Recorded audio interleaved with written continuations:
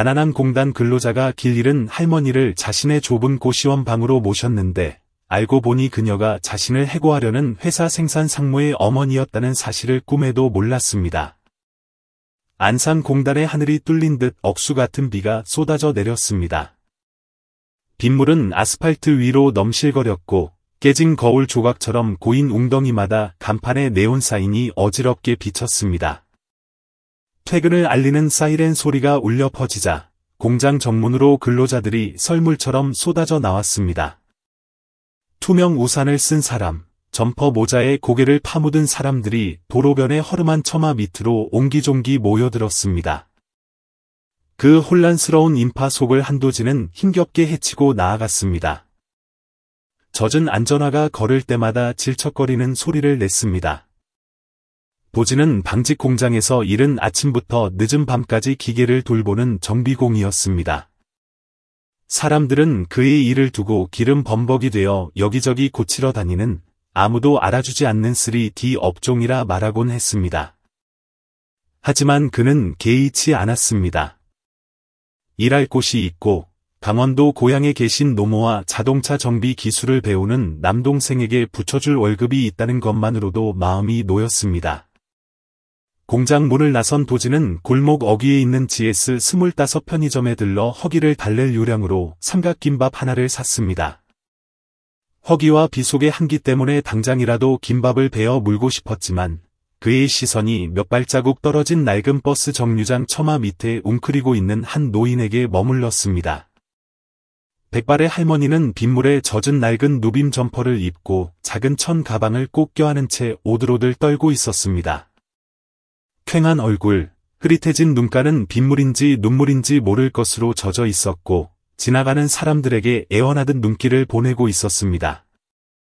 아무도 멈추지 않았습니다. 모두가 바빴고 춥고 지쳐 있었습니다. 도진은 발걸음을 멈췄습니다. 힘들고 약한 노인을 보면 묻지 말고 일단 안전한 곳으로 모셔라. 오래전 어머니가 해주신 평범한 그 한마디가 오늘따라 발길을 붙잡았습니다. 할머니, 괜찮으세요? 도진은 정중하게 물었습니다. 할머니는 고개를 들었습니다. 반가움과 경계심이 뒤섞인 눈빛이었습니다. 할머니는 떨리는 손으로 주머니에서 적고 구겨진 종이 쪽지 하나를 꺼냈습니다. 잉크가 번져 글씨는 반쯤 지워져 있었습니다. 강원도 사투리가 진하게 섞인 목소리로 할머니가 말했습니다. 내가 손녀를 찾으러 왔는데 이 근처 무슨 큰 회사에 다닌다고 해서 길을 다 외웠는데 그만 잃어버렸어. 도진은 종이를 받아들고 눈을 가늘게 뜨고 들여다보았습니다. 한글 주소는 빗물에 번져 거의 알아볼 수가 없었습니다. 그는 머리를 극적이며 물었습니다. 혹시 손녀분 전화번호는 없으세요? 할머니는 힘없이 고개를 저었습니다. 있었는데. 아침에 버스에 휴대폰을 두고 내렸지 뭐유. 도진은 주위를 둘러보았습니다. 비는 그칠 기미가 없었고 차들은 사정없이 물을 튀기며 달렸습니다. 갈 곳 없는 할머니는 젖은 몸으로 떨고 있었습니다. 그는 작게 한숨을 내쉬고는 부드럽게 말했습니다. 할머니, 일단 제 고시원 방으로 가셔서 오늘 밤은 좀 쉬세요. 내일 날이 개면 제가 모시고 주소를 찾아드릴게요. 괜찮으시겠어요? 윤순이 할머니는 침침한 눈으로 청년을 바라보며 망설였습니다. 낯선 청년이었지만 차가운 빛 속에서 보여준 그 진실한 눈빛의 할머니는 조용히 고개를 끄덕였습니다. 도진의 방은 공단에서 1km 정도 떨어진 좁은 골목길 안쪽 고시원이었습니다. 발목까지 차오르는 빗물과 지늘기 바지 밑단을 적셨습니다. 깜빡거리는 가로등 아래 노인과 청년은 배달 오토바이가 지나갈 때마다 담벼락에 몸을 붙이며 묵묵히 걸었습니다. 방에 도착한 도진은 마른 수건을 건네며 물기를 닦게 하고 주인집 심 아주머니에게 빌린 낡은 잠옷으로 갈아입도록 도와드렸습니다. 그는 따뜻한 우유 한 잔을 데워 남은 삼각김밥과 함께 상에 올렸습니다. 이걸로라도 요기 좀 하시고 쉬세요. 할머니는 삼각김밥을 보며 입술을 지그시 깨물었습니다. 별말 없이 고개를 끄덕이던 할머니는 잠시 후 비바람과 세월이 묻어나는 목소리로 지난 이야기를 꺼냈습니다. 옛날에 영감님이 부두 하역 일할 때 우리도 이런 새방 살았었지. 참 오랜만에 이런 좁은 방에 와보네. 보지는 묵묵히 듣기만 했습니다. 동정심이 아닌 마치 오래된 가족을 만난 듯한 묘한 친근감이 밀려왔습니다.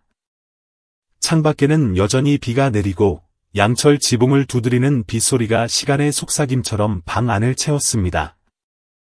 단 몇 평 남짓한 좁은 방, 서로 다른 세대를 살아온 두 낯선 사람은 빗소리를 들으며 기묘하고도 따뜻한 평온함을 공유했습니다.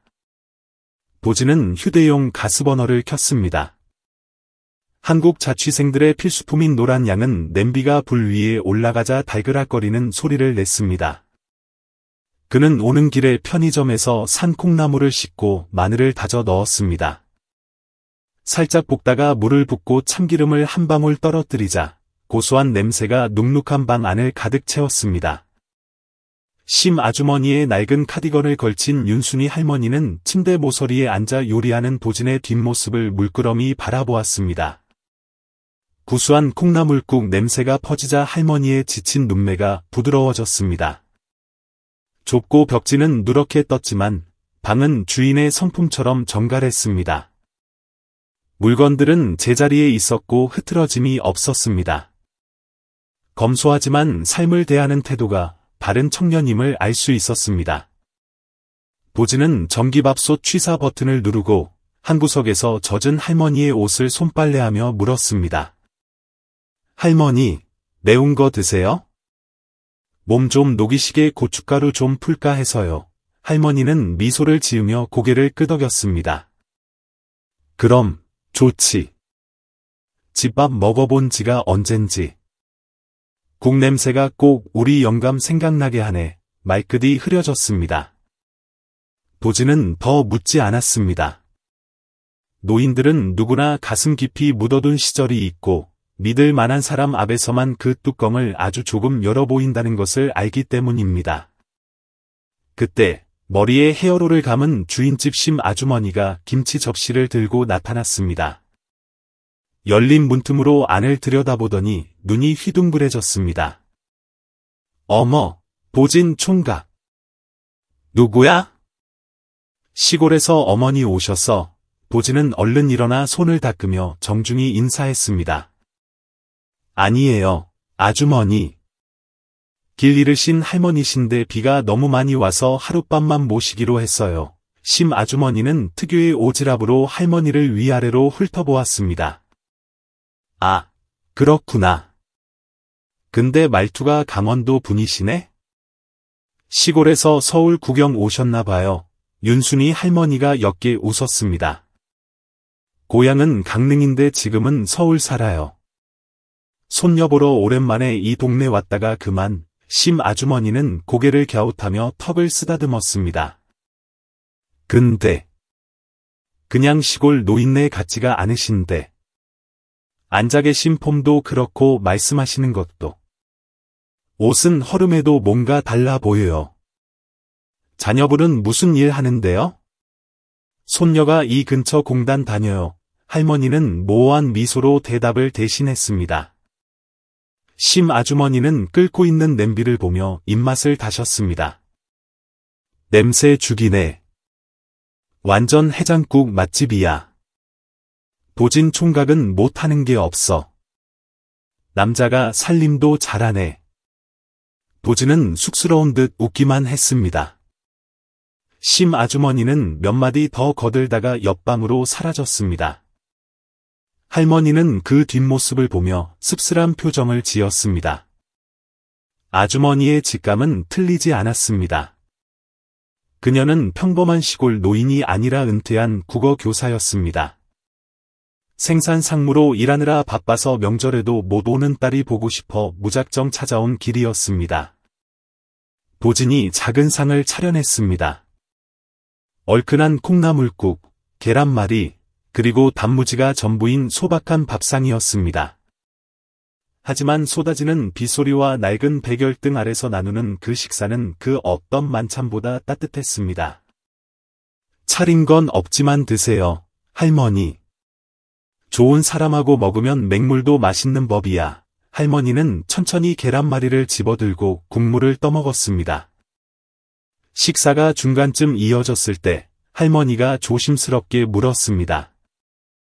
혹시 성진 섬유에서 일하나? 보진은 밥그릇을 든 채 잠시 멈칫했습니다. 그는 천천히 고개를 끄덕였습니다. 네, 정비팀에서 일한 지 몇 년 됐습니다. 잠시 긴 침묵이 흘렀습니다. 할머니는 더 이상 묻지 않고 묵묵히 고개를 끄덕였습니다.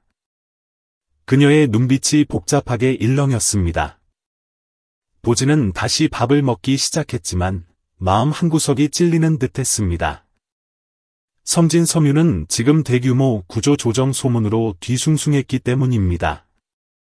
며칠 전부터 현장에서는 비정규직과 하청 직원들을 중심으로 대대적인 감원 칼바람이 불 거라는 소문이 돌았습니다. 보진도 그 대상 중 하나였습니다.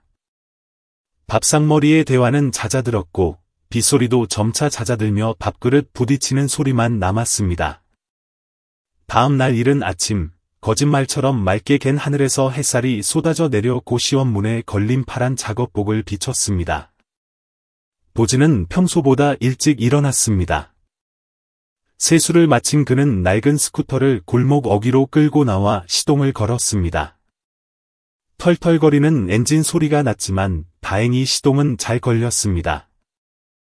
윤순이 할머니는 보진이 심 아주머니에게 빌려온 헬멧을 썼습니다. 따뜻한 밥을 먹고 잠을 푹 주무신 덕분인지 어제보다 혈색이 좋아 보였습니다. 할머니는 작은 가방을 꼭 껴안고 스쿠터 뒷자리에 올랐습니다. 가방 속에는 손녀의 주소가 적힌 종이가 들어 있었습니다. 보진이 스마트폰으로 다시 검색해보니 그 주소는 공단과는 거리가 먼 평창동 고급 주택가였습니다. 한강 다리를 건너야 갈 수 있는 보진 같은 사람들은 갈 일이 거의 없는 부촌이었습니다. 할머니, 이 주소가 정말 맞아요. 출발하기 전 보진이 뒤를 돌아보며 재차 확인했습니다. 맞아. 몇 년 동안 못 가봤지만 어제는 자네 덕분에 못 갔으니 오늘은 가야지. 오늘은 꼭 내 손으로 초인종을 눌러보고 싶구먼. 고시원 골목을 빠져나와 큰 길로 들어서자 도로는 이미 말라 있었습니다. 아침 햇살이 젖은 웅덩이 위로 반짝거렸습니다. 스쿠터는 낡은 주택가와 식당들을 지나쳤습니다. 아침부터 설렁탕 끓이는 냄새, 짜장면 볶는 냄새가 바람에 실려왔습니다. 한참을 달리던 중 언덕길로 접어들자 할머니가 입을 열었습니다.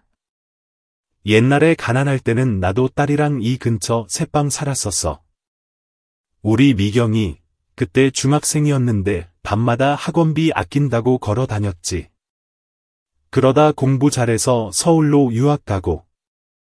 지금은 높은 자리에 있어서 바쁘다고 전화도 잘 못해. 내가 가면 폐 끼칠까봐 보진은 묵묵히 운전만 했지만 호기심이 일었습니다.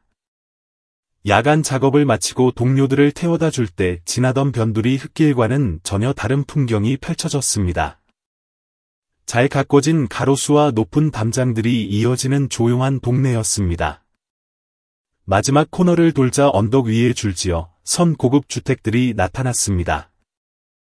육중한 철대문, 높은 담장, 정갈하게 다듬어진 조경수들. 보진의 스쿠터는 42번지 대문 앞에 멈춰 섰습니다.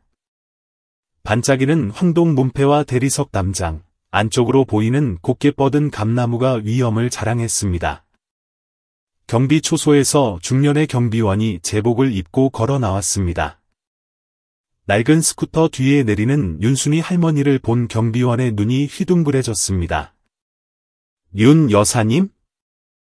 세상에, 돌아오셨습니까? 어제 오 상무님이 여사님 찾느라 난리가 났었습니다. 할머니는 옅은 미소를 지으며 고개를 끄덕였습니다. 길을 잃었는데 다행히 여기 도진 총각이 도와줘서 하룻밤 신세 지고 이제 왔네. 경비원은 도진을 향해 감사의 눈빛을 보내더니 서둘러 대문 개폐 버튼을 눌렀습니다. 얼른 들어가시죠. 상무님께 바로 말씀드리겠습니다. 도진은 할머니가 무사히 도착한 것을 보고 스쿠터를 돌리려 했지만 할머니가 다급히 그의 소매를 잡았습니다. 그냥 가면 안 되지. 차라도 한잔하고 가. 고맙다는 인사도 제대로 못했는데 섭섭해서 안 돼. 도진은 어쩔 수 없이 스쿠터를 마당 한쪽에 세웠습니다. 눈부시게 화려한 공간에 들어서자 왠지 모를 위축감이 들었습니다. 번쩍이는 대리석 바닥, 새하얀 벽, 수입 가죽 소파와 오크통 나무로 만든 나선형 계단, 머리 위에서 샹들리에가 영롱하게 빛나고 있었습니다. 현관에 벗어둔 도진의 흙 묻은 캔버스화와 낡아서 색이 바랜 작업복 바지가 이 세련된 집과 너무나도 이질적으로 느껴졌습니다. 그는 마치 초대받지 않은 손님처럼 어색하게 서 있었습니다. 그때 복도 벽에 걸린 명패 하나가 그의 시선을 사로잡았습니다. 성진 그룹 생산 상무 오미경. 도진의 숨이 턱 막혔습니다. 바로 우리 회사였습니다. 며칠 전부터 구조 조정 명단을 작성하고 있다는 그 최고 책임자, 오미경. 사내 방송이나 전체 조회 때 단상 멀리서만 보았던 그 이름. 기계 정비공인 자신과는 하늘과 땅 차이인 존재. 위층에서 또각또각 슬리퍼 소리가 들려왔습니다. 도진이 고개를 돌리자 30대 중반으로 보이는 여성이 계단을 내려오고 있었습니다.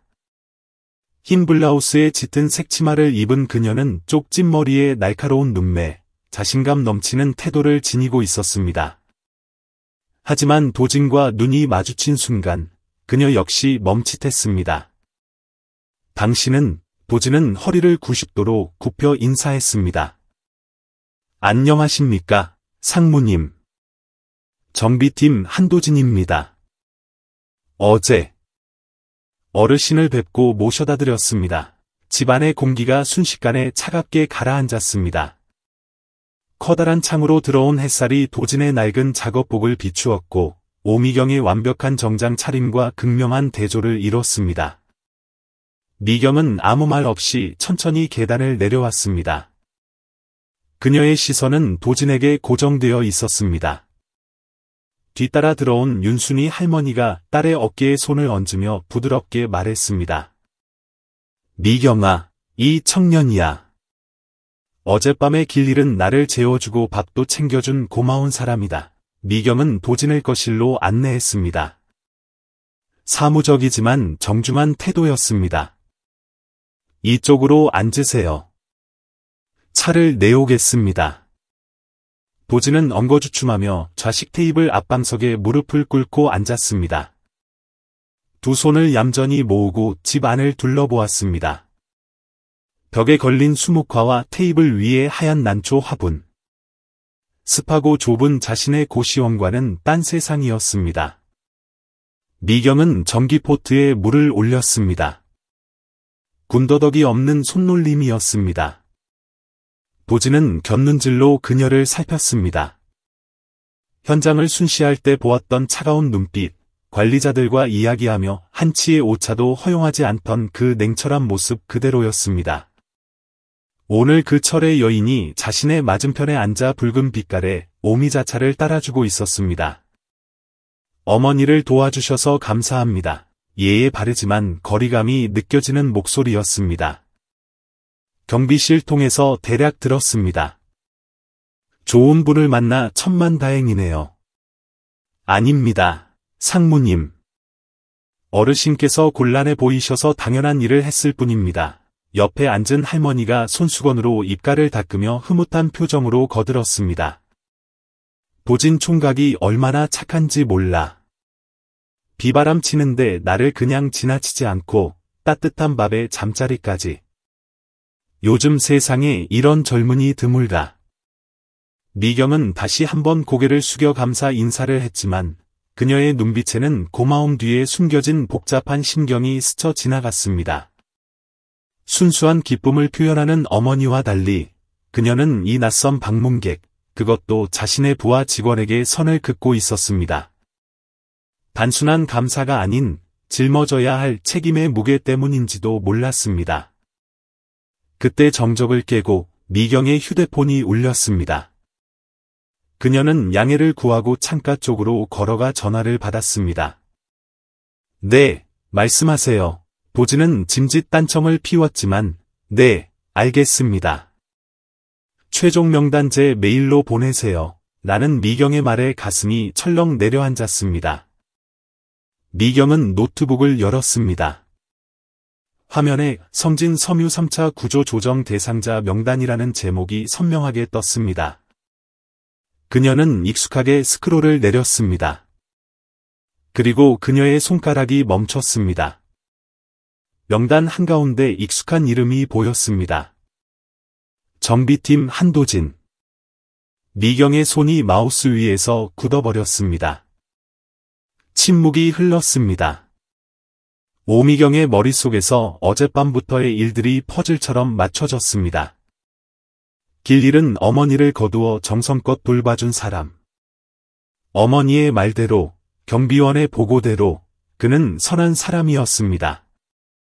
그리고 그 사람이 지금 기름때 낀 손을 무릎 위에 다소곳이 모으고 낡은 작업복을 입은 채 자신의 앞에 앉아 있었습니다. 미경은 고개를 들어 그를 바라보았습니다. 이번에는 차가움도 사무적인 태도도 아니었습니다. 설명할 수 없는 동요가 일었습니다. 냉철한 이성을 가진 경영자의 마음에 균열이 생기고 내면 깊은 곳에서 작은 목소리가 들려왔습니다. 이런 사람을 내치는 게 과연 옳은가? 하지만 도지는 아무것도 몰랐습니다. 그저 찻잔을 만지작거리는 척하며 눈치를 살필 뿐이었습니다. 미경이 다시 자리로 돌아오자 도진이 일어났습니다. 이제 출근 시간이 다 돼서 가보겠습니다. 어르신, 건강하십시오. 미경은 잠시 그를 말없이 바라보다가 옅은 미소를 지으며 고개를 끄덕였습니다. 다시 한번 감사드립니다. 사례는 추후에 어머니 통해서 다시 하겠습니다. 도지는 할머니에게 허리 숙여 인사하고 낡은 헬멧을 쓰고 현관을 나섰습니다. 그는 꿈에도 몰랐습니다. 이 화려한 저택 대문 바로 뒤, 얇은 노트북 화면 속에 자신의 운명을 결정할 명단이 놓여 있다는 것을. 그리고 자신을 배웅하는 이 여자가 그 명단에서 자신의 이름을 지울 수도, 남길 수도 있는 유일한 사람이라는 것을. 스쿠터 소리가 멀어지자 할머니가 찻잔을 정리하며 혼잣말처럼 물었습니다. 저 청년, 참 성실하고 마음이 따뜻하던데.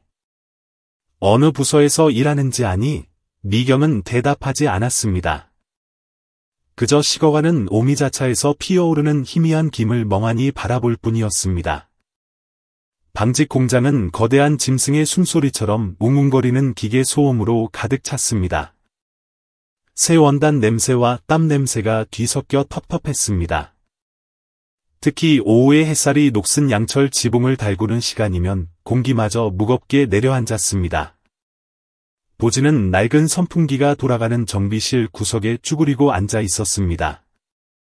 헐거워진 구동축 나사를 조이는 그의 손은 기계적으로 움직였지만 귀는 다른 곳을 향해 열려 있었습니다. 작업장 구석구석에서 들려오는 수근거림 때문이었습니다. 이번 주에 진짜 명단 나온대. 미치겠네. 우리 팀 또 줄인다고? 저번에도 몇 명 나갔잖아. 그때 누군가 도진의 공구함 옆으로 다가와 섰습니다. 맹 반장이었습니다. 40대 중반, 밥보다 소주를 더 많이 마셔 불룩 나온 배, 스스로 세상 이치에 통달했다고 믿는 뻔뻔한 남자. 그는 비릿한 웃음을 흘리며 도진의 어깨를 툭 쳤습니다. 어이, 한씨. 뭐 그리 열심히 해? 적당히 해, 적당히. 내일 당장 책상 뺄지도 모르는데 도진은 무표정하게 고개를 들었습니다. 할 일은 마치고 가야죠. 맹반장은 고개를 삐딱하게 기울이며 빈정거렸습니다. 누구는 좋겠어. 고향 가서 일찍 설 쇠게 생겨서. 기술 좋아도 줄 없으면 나가는 거지 뭐. 큰 소리는 아니었지만 주변 사람들이 들을 수 있을 정도였습니다. 재봉기를 돌리던 여직원이 슬그머니 고개를 숙였고 벽에 기대 쉬던 직원은 눈치를 보며 자리를 피했습니다. 공장 안의 공기가 싸늘하게 얼어붙었습니다. 보진은 마지막 나사를 꽉 조이며 아무 대꾸도 하지 않았지만 심장은 쿵쿵 무겁게 뛰기 시작했습니다. 맹 반장의 말 한마디가 불안이라는 불씨에 기름을 부었습니다. 일주일 내내 구조조정 소문이 산불처럼 번지고 있었습니다. 정비팀은 눈에 띄지 않으면서 비용만 잡아먹는 부서로 인식되어 늘 감원 1순위였습니다. 보진처럼 백도 없고 고시원을 전전하는 직원은 이치기 좋았습니다. 보진은 문득 어제 오후 오미경 상무의 눈빛을 떠올렸습니다. 노트북 너머로 자신을 바라보던 그 눈빛. 차갑지도 따뜻하지도 않았던 인간과 숫자 사이에서 갈등하던 그 모호한 시선. 그때 전화벨이 울려 그를 현실로 끌어당겼습니다. 보진은 주머니에서 휴대폰을 꺼냈습니다. 액정에 뜬 엄마라는 글자. 그는 구석진 곳으로 가서 전화를 받았습니다. 보진아. 아버지 상태가 많이 안 좋다. 의사 선생님이 수술 안 하면 몇 달 못 넘기신단다. 우리 집 기둥은 너밖에 없다. 어머니의 목소리는 물기를 머금고 떨리고 있었습니다. 보진은 휴대폰을 꽉 쥐었습니다. 눈시울이 뜨거워졌습니다. 네. 어머니, 건강 잘 챙기세요. 제가 어떻게든 돈 더 붙여드릴게요. 전화를 끊고 벽에 기대선 보진의 이마에 식은땀이 맺혔습니다. 더위 때문인지 짓눌러오는 삶의 무게 때문인지 알 수 없었습니다. 정비실로 돌아오자 맹 반장이 다시 쓱 지나가며 이번에는 짐짓 걱정하는 척 은밀하게 속삭였습니다. 내가 사실관리과에서 뭐 좀 봤는데 말이야. 이번 명단에 자네 이름이 있는 것 같더라고. 보진의 미간이 찌푸려졌습니다. 맹 반장은 주위를 살피더니 목소리를 더 낮췄습니다. 어제 출력된 거 훔쳐봤어. 뭐 아직 확정은 아닐 수도 있지. 윗선에 끈이라도 있으면 모를까. 그는 비열하게 입꼬리를 올리며 툭 내뱉었습니다. 포기해. 맹 반장은 넋이 나간 보진을 남겨두고 사라졌습니다. 그 말이 독침처럼 박혔습니다. 진짜일까? 아니면 저 인간 특유의 헛소리일까? 기계 소음은 여전했지만 보진에게는 모든 소리가 아득하게 멀어졌습니다. 그는 무거운 발걸음으로 뒷마당으로 나갔습니다. 뜨거운 햇살이 쏟아지는 마당 너머 정문 쪽에 검은색 세단이 서 있었습니다. 뒷좌석 창문이 살짝 내려가 있었고 그 안에 단정하게 머리를 올린 오미경 상무가 앉아 있었습니다. 그녀는 공장 안쪽을 응시하고 있었습니다. 우연인지 아니면 의도된 시선인지 알 수 없었지만 보진의 가슴이 철렁 내려앉았습니다. 다음 날 아침 하늘은 여전히 잔뜩 흐려 있었습니다. 보진은 납덩이 같은 마음을 안고 출근했습니다. 맹 반장의 말, 어머니의 울먹임, 오 상무의 시선이 뒤엉켜 거대한 불안 덩어리가 되었습니다. 업무 시작 종이 울리자마자 작업 대신 전 직원 대회의실 소집 명령이 떨어졌습니다. 평소 교육장으로 쓰던 강당은 직원들로 꽉 찼습니다. 에어컨이 돌아가고 있었지만 사람들의 땀 냄새와 공포심이 섞인 냄새는 지워지지 않았습니다. 단상에는 곽 공장장이 서 있었습니다. 대머리가 벗어지고 배가 나온 그는 언제나처럼 권위적인 태도로 마이크를 잡았습니다. 그의 목소리는 감정 없이 사무적이어서 더 차갑게 느껴졌습니다. 오늘 본사 지침에 따라 1차 구조조정 대상자를 발표하겠습니다. 장내가 술렁거렸습니다. 세 번째 줄에 앉은 도진은 무릎 위에 안전모를 으스러져라 쥐었습니다. 숨조차 제대로 쉴 수 없었습니다. 곽 공장장은 종이를 펴들고 이름을 하나씩 호명했습니다. 곳곳에서 탄식과 안도의 한숨이 교차했습니다. 6번째 이름이 불렸을 때 도진의 귀가 멍해졌습니다. 정비팀, 한도진. 심장이 덜컥 멈추는 것 같았습니다. 주변의 소음이 물속에 잠긴 듯 먹먹해졌습니다. 옆에 앉은 동료들이 안타까운 눈으로 혹은 자신의 이름이 아니라는 안도감으로 그를 쳐다보았습니다. 도진은 고개를 떨구었습니다. 자신을 지탱해온 세상이 무너져 내리는 기분이었습니다. 비록 남들이 알아주지 않는 일이라도 가족을 먹여 살리는 유일한 생명줄이었습니다. 그것이 단 몇 초 만에 끊어져 버렸습니다. 곽 공장장은 명단을 접으며 기계적으로 덧붙였습니다. 호명된 분들은 지금 즉시 행정실로 이동하여 퇴직 절차를 밟으십시오. 오늘 중으로 장비 반납 바랍니다. 의자가 끌리는 소리가 났고 명단에 포함된 사람들이 하나둘 유령처럼 일어났습니다. 도진도 자리에서 일어났습니다. 아무도 그에게 말을 걸지 않았습니다. 시선을 피하기 바빴습니다. 행정실의 공기는 더욱 무거웠습니다.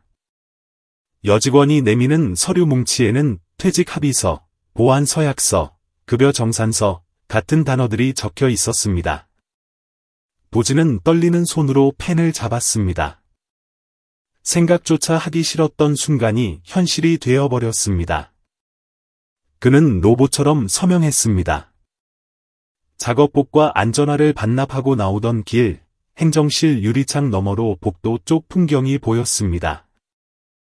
하얀 형광등 불빛 아래로 또각또각 명쾌한 구두 소리가 들려왔습니다. 누군가 걸어오고 있었습니다. 너무나도 익숙한 실루엣이었습니다. 짙은 청색 개량 한복을 곱게 차려입고 우아하게 머리를 올린 중년 여성. 윤순이 할머니였습니다. 며칠 전 비에 젖어 떨던 그 초라한 노인이 아니었습니다. 기품 있고 당당한 발걸음으로 복도를 지나 대표이사실이라고 적힌 문을 향해 걸어가고 있었습니다. 도진은 그 자리에 얼어붙었습니다. 머릿속이 하얘지며 수많은 질문이 소용돌이쳤습니다. 왜 할머니가 여기 계시지? 저토록 당당한 모습은 뭐지? 그냥 딸 보러 온 시골 할머니라면서? 그때 스쳐 지나가는 기억 하나. 평창동 저택 앞의 명패. 성진 그룹 생산 상무 오미경. 그리고 지금 할머니가 들어가는 곳은 대표이사실. 도진의 가슴이 요동쳤습니다. 발을 때려 했지만 움직일 수 없었습니다. 그는 지금 막 해고된 전직 직원에 불과했습니다. 할머니가 문 뒤로 사라진 후에도 도진은 한참 동안 그곳을 바라보았습니다. 손에 쥐어진 퇴직 증명서가 선풍기 바람에 팔락거렸습니다. 공장 안은 냉기로 가득 찼지만 도진의 마음속에는 더 큰 폭풍이 몰아치고 있었습니다. 그는 곧바로 고시원으로 돌아가지 못했습니다. 도저히 진정할 수 없었습니다. 윤순이 할머니의 그 반전된 모습이 뇌리에서 떠나지 않았습니다. 왜 그분이 회사 최고 2층 임원실로 들어갔을까? 궁금증을 참지 못한 도진은 오후 늦게 다시 스쿠터를 몰고 평창동으로 향했습니다. 두 번째 방문이었습니다. 경비원은 그를 알아보고 제지하지 않았습니다. 대신 뒤뜰로 안내했습니다. 장미 덩굴이 아치형으로 늘어진 길을 따라가자 현대식 저택 뒤편에 숨겨져 있던 고풍스러운 한옥 별채가 나타났습니다. 마당 한가운데에는 늙은 감나무 한 그루가 서 있었습니다. 윤순이 할머니는 한옥 팻마루 평상에 앉아 부추를 다듬고 있었습니다. 소매를 걷어붙인 팔, 옆에 놓인 칼과 다듬어진 채소 바구니. 영락없는 시골 할머니의 모습이었습니다. 도진을 본 할머니는 눈을 가늘게 뜨더니 예의 그 인자한 미소를 지었습니다. 도진 총각 왔나? 왜 이리 일찍 왔어? 보진은 잠시 머뭇거리다 고개를 숙였습니다. 드릴 말씀이 있어서요. 아까 오전에 회사에서 할머니를 뵈었습니다. 할머니의 손길이 아주 잠깐 멈칫했으나 이내 아무렇지 않게 부추를 다듬었습니다. 마치 예상했다는 듯이. 내가 좀 들를 데가 있어서. 회사가 좀 시끄럽지? 신경 쓰지 마라. 다 지나갈 일이다. 보진은 울컥하는 마음을 누르며 힘겹게 입을 열었습니다. 할머니, 혹시 회사 높은 분들 아세요? 오늘 아침에 해고당했습니다. 집안일이라 자세히는 말 못하지만. 너무 걱정 말게. 자네같이 착한 사람은 하늘이 절대 그냥 두지 않아. 할머니의 대답은 부드러웠지만 보진의 마음을 더 무겁게 짓눌렀습니다. 구체적인 답 대신 던진 그 모호한 위로. 보진은 더 이상 캐물을 용기가 나지 않았습니다. 그녀의 말 한마디 한마디가 뼈있는 위로처럼 들렸지만 해답은 아니었습니다. 그는 그저 힘없이 고개를 끄덕였습니다. 선희 할머니는 자리에서 일어나 낡았지만 깨끗하게 손질된 개량 한복의 옷자락을 가볍게 털었습니다. 벌써 점심때가 되었네. 차린 건 없지만 먹고 가라며 된장찌개랑 고등어 무조림이 있는데 입에 맞을지 모르겠다고 하셨습니다. 보진은 잠시 망설였지만 어쩐지 발길이 떨어지지 않는 묘한 이끌림에 고개를 끄덕였습니다. 뒤뜰에 자리 잡은 작은 부엌은 텃밭과 닭장이 내다보이는 곳이었고 장작 타는 냄새와 파 기름 향이 어우러져 마음을 편안하게 만들었습니다. 부엌에서 일하던 연세 지긋한 아주머니가 도진을 올려다보며 인자한 미소를 지었습니다. 식탁 위에는 소박한 밥상이 차려져 있었습니다. 김이 모락모락 나는 된장찌개, 붉은 양념이 먹음직스럽게 밴 고등어 조림, 푸릇한 시금치 나물, 그리고 강된장까지 화려하진 않지만 고향의 맛이 느껴지는 따뜻한 한 끼였습니다. 선희 할머니는 밥을 푸며 내가 여기서 산 지도 꽤 됐지만 사실 하는 일이라곤 밥 짓고 집안일 하는 게 다라며 딸내미는 회사 일로 바빠서 얼굴 보기도 힘들고 늙은 내가 바라는 건 자식들 무탈한 것뿐이라고 이야기를 건넸습니다. 보진은 옅은 미소를 지으며 햇살이 비치는 문턱을 바라보았습니다. 자녀분은 몇이나 두셨냐는 물음에 할머니는 딸 하나뿐인데 회사 다니느라 눈코 뜰 새 없이 바쁘다고 짧게 대답하다가 뭔가 아쉬운 듯 덧붙였습니다. 보진은 나무를 집으려다 멈칫하며 가슴 한구석이 쿵 하고 내려앉는 듯 했습니다. 혹시 성진 기업에 다니냐고 묻자 선희 할머니의 목소리가 갑자기 가라앉았고 손에 든 쇠젓가락도 허공에서 멈췄습니다. 보진이 고개를 들어보니 할머니는 마치 말실수라도 한 사람처럼 시선을 피하고 있었습니다. 잠시 정적이 흘렀고 이웃집에서 들려오는 새소리와 바람소리만이 그 공간을 채웠습니다. 그때 선희 할머니가 무심코 우리 경아가 참이라며 입을 열었다가 황급히 말을 멈췄습니다. 보진의 미간이 찌푸려졌습니다.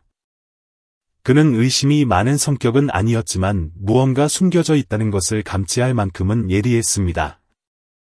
경아라면 누군가의 애칭일 텐데 할머니는 너무나 친근하게 그 이름을 불렀습니다.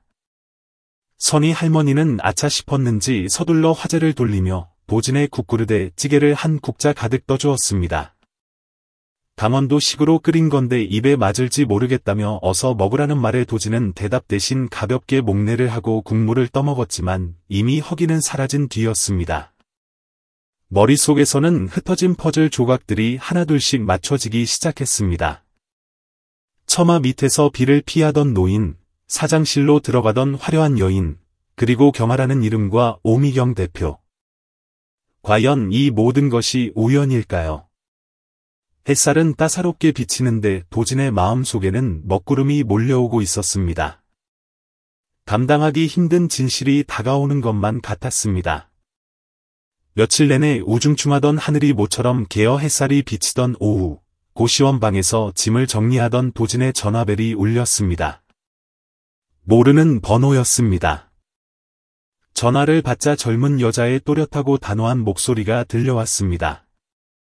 강도진 씨 맞으시냐며 오늘 오후에 본사 9층 임원실로 와달라는 대표님께서 뵙자고 하신다는 내용이었습니다. 도진은 멍하니 서 있었습니다. 아무런 설명도 없이 짧게 끝난 통화였지만 그의 심장을 요동치게 만들기엔 충분했습니다.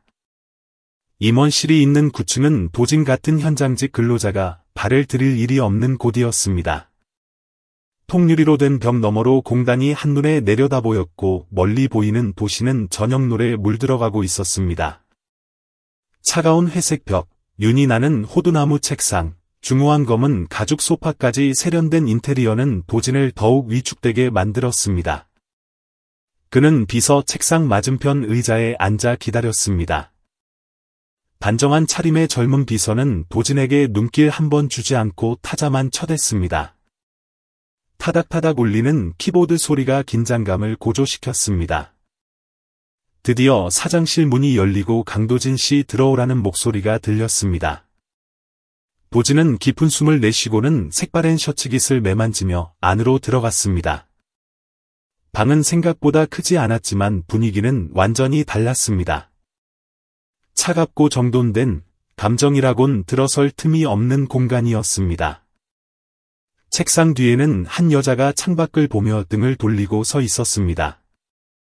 몸에 딱 맞는 회색 정장, 깔끔하게 올린 머리 아래로 드러난 하얀 목덜미. 그녀가 인기척에 뒤를 돌았을 때 도진은 단번에 그녀를 알아보았습니다. 그 저택에서 마주쳤던 여자, 오미경이었습니다. 그녀는 가볍게 고개를 끄덕이며 의자를 가리켰습니다. 도진은 조심스럽게 의자를 빼 앉았지만 당황한 기색을 감출 수 없었습니다. 그녀는 돌려 말하지 않았습니다. 직접 뵙고 다시 한번 통보드리고 싶어서 불렀다며 이번 구조조정 명단에 강도진 씨가 포함되어 유감스럽게 생각한다고 말했습니다. 사유는 통지서에 명시된 대로 최근 3개월간의 업무 성과가 기준에 미치지 못했다는 것이었습니다. 도진은 무릎 위에 놓인 두 손을 꽉 쥐며 그녀를 똑바로 쳐다보았습니다. 이해한다며 그동안 일할 수 있게 해주셔서 감사하다는 그의 대답은 기이할 정도로 차분했습니다. 원망도, 애원도, 변명도 없었습니다. 책상 너머의 미경은 미간을 살짝 찌푸렸습니다. 이런 담담한 반응은 예상치 못했다는 듯했습니다. 더 하실 말씀 없으냐고 그녀가 되묻자 도진은 고개를 가로저었습니다. 없습니다. 저는 항상 최선을 다했습니다만 그래도 부족하다면 받아들여야지요. 무거운 침묵이 흘렀습니다. 미경은 의자 등받이에 몸을 기대며 팔짱을 꼈습니다. 도진은 더 있어야 할지 나가야 할지 몰라 자리에서 일어나 고개를 숙이며 그럼 가보겠다고 했습니다. 강도진 씨 하고 부르는 그녀의 목소리가 조금 느려졌습니다. 도진이 멈춰 서자 행운을 빈다는 말이 들려왔습니다. 도진은 묵내를 하고 조용히 방을 나갔습니다. 문이 닫히는 소리가 유난히 작게 느껴졌습니다. 긴 복도를 걸어가는 그의 발소리만이 건조하게 울려 퍼졌습니다. 도진은 긴 한숨을 내쉬었습니다. 일자리를 잃은 아쉬움보다 알 수 없는 거대한 일에 휘말린 것 같은 기분 때문이었습니다. 엘리베이터 앞에 다다랐을 때 사장실 문이 다시 열렸습니다. 도진이 발걸음을 멈추자 등 뒤에서 어머 선희 할머니 아니세요라는 익숙한 목소리가 들려왔습니다. 도진이 천천히 고개를 돌리자 그곳에는 비 오는 날 그가 구해드리고 밥까지 얻어먹었던 선희 할머니가 서 있었습니다. 하지만 오늘은 달랐습니다. 명품 가방을 들고 옅은 보라색 개량 한복을 우아하게 차려입은 모습은 처음 보았던 그 초라한 노인이 아니었습니다. 위엄 있고 기품 넘치는 모습이었습니다. 비서가 허리를 굽히며 오셨습니까 회장 사모님 하고 인사했습니다. 문이 닫히려는 찰나방 안에서 새어나오는 선희 할머니의 목소리가 복도를 울렸습니다. 너 내 생명의 은인한테 1억이냐는 크지 않지만 또렷한 목소리였습니다. 도진은 그 자리에 얼어붙은 듯 멈춰 섰습니다. 그동안의 모든 말과 행동, 사소한 단서들이 제자리를 찾아가듯 맞춰졌습니다. 받으려 했던 진실의 문이 활짝 열린 기분이었습니다. 선희 할머니가 바로 이 회사 오미경 대표의 어머니였던 것입니다. 자신이 도와드린 분이 자신을 해고한 사람의 어머니라니, 보진은 앞으로 나가지도 뒤로 물러서지도 못한 채 서 있었습니다. 복도의 조명은 밝았지만 그의 마음속은 폭풍우가 몰아치는 바다 한가운데 있는 듯 어지러웠습니다. 그날 저녁 고시원의 창문마다 노란 불빛이 새어나올 무렵 편의점 도시락으로 끼니를 때운 도진의 휴대폰이 울렸습니다. 낯선 번호로 온 윤선희 발신인의 카카오톡 메시지에는 내일 내 딸아이와 함께 집에서 보자꾸나 할 얘기가 있다는 내용이 적혀 있었습니다. 도진은 화면을 뚫어져라 쳐다보았습니다. 가슴이 옥죄어 왔습니다. 기뻐해야 할지 걱정해야 할지 아니면 부끄러워해야 할지 알 수 없었습니다. 수많은 의문 속을 헤매던 시간들이 지나고 이제 드디어 모든 것이 밝혀질 순간이 온 것입니다. 다음 날 아침, 도진은 복잡한 심경을 안고 선희 할머니의 저택으로 향했습니다. 저택은 여전했습니다. 높은 철대문, 돌로 마감된 담벼락, 그리고 돌길 위로 그림자를 들이운 장미 덩굴까지. 열려있는 대문 안으로 들어서자 가정부가 고개를 끄덕이며 그를 맞았습니다. 거실은 아침 햇살로 가득 차 있었고 샹들리에는 반짝였습니다. 찻상에는 다식과 은은한 향을 풍기는 연잎차가 준비되어 있었습니다. 선희 할머니는 익숙한 안락의자에 앉아 계셨습니다. 짙은 색 한복을 입고 머리를 단정히 빗어 넘긴 모습은 어제보다 더 근엄해 보였습니다. 그 옆에는 미경이 앉아 있었습니다. 도진을 놀라게 했던 그 차가운 눈빛과 당당한 태도의 젊은 대표였습니다. 왔구나 하며 선희 할머니가 옅은 미소를 지었습니다. 앉아라 분명히 해둘 이야기가 있다며 할머니의 입에서 엄마라는 호칭이 나오자 도진은 잠시 멈칫했습니다. 미경은 아무 말 없이 고개만 살짝 까딱였습니다. 인사를 하는 건지 경계하는 건지 알 수 없는 눈빛이었습니다. 도진은 자리에 앉아 무릎 위에 손을 올리고 선희 할머니를 바라보았습니다. 할머니는 천천히 차를 따라 도진 앞에 놓으며 부드럽지만 슬픈 목소리로 저번에 내가 거짓말을 좀 했다고 운을 뗐습니다. 나는 그저 길 잃은 노인네가 아니야. 사실 서울엔 딸을 보러 온 거고 그 딸이 바로 여기 있는 미경이라고 말했습니다. 잠시 정적이 흘렀습니다. 도진은 눈을 깜빡이다가 미경을 바라보았습니다. 입술이 달싹였지만 목소리가 나오지 않았습니다. 따님이셨군요 하고 그가 겨우 묻자 미경은 고개를 끄덕였습니다. 피하지는 않았지만 그렇다고 살갑지도 않은 시선이었습니다. 선희 할머니가 혀를 차며 평생 속일 생각은 없었지만 때를 기다렸단다. 넌 참 좋은 사람이야. 그 비 오는 날 밤에 느꼈지. 내가 없었다면 난 집에 돌아오지도 못했을 거라고 말했습니다. 도진은 고개를 숙이며 누구라도 했을 당연한 일을 한 것뿐이니 너무 마음 쓰지 마시라고 대답했습니다. 선희 할머니가 도진의 손을 잡자 따뜻한 온기가 전해졌습니다. 요즘 세상에 너 같은 젊은이 드물다. 정 많고 착하고 속 깊은 게 내가 널 진심으로 아낀다며 칭찬을 아끼지 않았습니다. 그때 미경이 피식 웃으며 비꼬듯 엄마 그렇게 말씀하시니 꼭 중매라도 서시는 것 같다고 말했습니다. 도진의 얼굴이 붉어졌습니다. 선희 할머니는 눈살을 찌푸리며 딸을 나무랐지만 미경은 어깨를 으쓱했습니다. 좋은 사람인 건 알겠는데 전 이 회사의 대표라며 공과 사는 구분해야 하고 회사의 인력 감축 규정은 성과에 따르는 것이니 사적인 인연 때문에 그 결과를 뒤집을 순 없다고 잘라 말했습니다. 방 안의 공기가 순식간에 차가워졌고 도진은 찻잔만 바라보며 침묵을 지켰습니다. 선희 할머니는 한참 동안 딸을 바라보다가 한숨을 내쉬었습니다. 얘야. 때로는 숫자나 월급 명세서보다 사람의 정을 먼저 생각해야 할 때도 있는 법이다. 넌 일에 감정을 섞지 않는 게 문제라고 말했습니다. 미경이 엄마 말씀 존중하지만 저도 제 원칙이 있다며 단호하게 대꾸하자 도진은 깊게 숨을 들이마시고 조용히 입을 열었습니다. 이해합니다. 여기 온 건 뭘 바라거나 원망하려던 게 아닙니다. 그저 사실을 확인하고 싶었을 뿐입니다. 미경이 고개를 끄덕이며 사실입니다. 제가 이분의 딸입니다라고 인정했습니다. 저는 성진기업의 대표이고 당신은 성과 미달로 해고 명단에 올랐습니다. 보진은 묵묵히 고개를 끄덕였습니다. 이미 짐작했던 일이었지만 가슴 한구석이 아려오는 건 어쩔 수 없었습니다. 난 내 처사가 마음에 안 든다며 선희 할머니의 목소리가 가늘게 떨렸습니다. 은혜를 원수로 갚는 것도 아니고. 하지만 미경은 엄마 도와주신 건 정말 감사하지만 그 하룻밤 일 때문에 회사 시스템 전체를 바꿀 순 없다며 그건 안 된다고 못 박았습니다. 보진이 자리에서 일어나 두 사람에게 허리를 굽혀 인사했습니다. 불러주셔서 감사합니다, 사모님. 그리고 대표님 확실하게 말씀해 주셔서 감사합니다. 고시원 정리하고 며칠 고향에 다녀오겠습니다. 아버지가 편찮으셔서 어머니 혼자 힘드실 것 같아서요. 미경이 고개를 들어 그를 보았습니다. 눈동자가 흔들렸습니다.